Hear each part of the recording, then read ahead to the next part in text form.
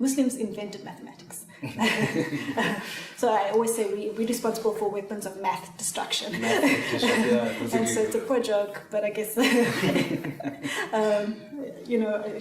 an engineer, we tell bad jokes. So I think that's what's really important.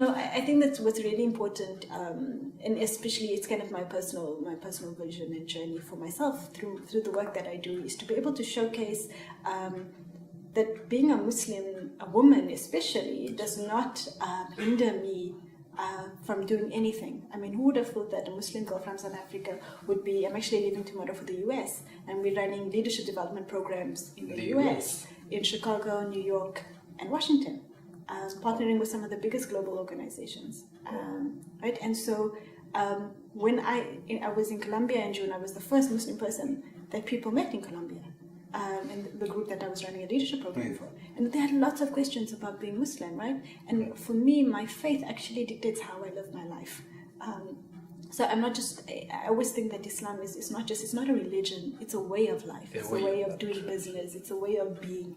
And people see that. And a friend of mine who is in Colombia, I had met when I was studying in Germany, she said to me, Nadia, I learned so much about Islam because of you. Right? And I hate to be the poster girl for Islam in these countries, but I think it's really important to showcase the positive image and the good that Muslims do around the world to counter a lot of kind of the trash that's shown about Muslims. And I think that's kind of one of the things that I'm proud of doing. It was really interesting saying about that. And another thing, let's say, drawing from your experience within the engineering field and traveling obviously across the globe, what would you say for a young South African aspiring leader in South Africa? What would be the key characteristic one needs to possess in order to be a successful leader? Resilience. I mean, oftentimes this is not an easy path. Being a leader, I once said at a conference that being a leader, it's really lonely at the top, right? And it's not an easy journey, especially when you're going against the grain, when you're doing things and you're pushing boundaries where people don't expect you to push. And you're supposed to be just a quiet little girl that must just sit down and behave, right? And I don't behave. And so, and I think that, we need... there's this whole new kind of thing about being disruptors, disruptors in innovation, entrepreneurship. Politicians also becoming disruptive, but millennials are disruptive, right? But we need to be strategically disruptive, right? We mustn't be disruptive for disruptive's sake, and we've got to disrupt and we've got to be resilient at it, because that's the only way we're going to change the status quo. And lastly, for the young Muslims out there, I would like for your advice. What advice would you give to a young Muslim playing a significant leadership role in their community, as well as at large in South Africa and globally, Africa then globally?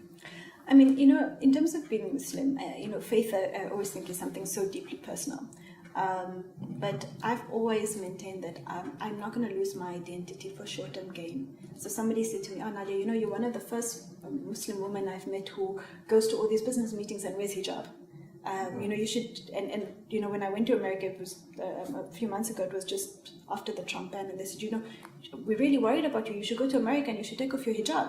And I said, "For what?" I said, "I'm not going to change who I am just because society doesn't like it." It's having Islam is my moral compass. It helps me make decisions around what I want to do in my life, the next things, the business partners that I engage with, the things that I do, the way I do business. And everything of yours is filtered through Islam. Exactly. Because it's a way of life, right? It's not this like heaven and hell Islam that sometimes people talk about. It's this beautiful religion that tells you what you should eat, when you should eat it, how you should meditate, how you should pray, how you should get together. And I think as young people, we need that center, that compass.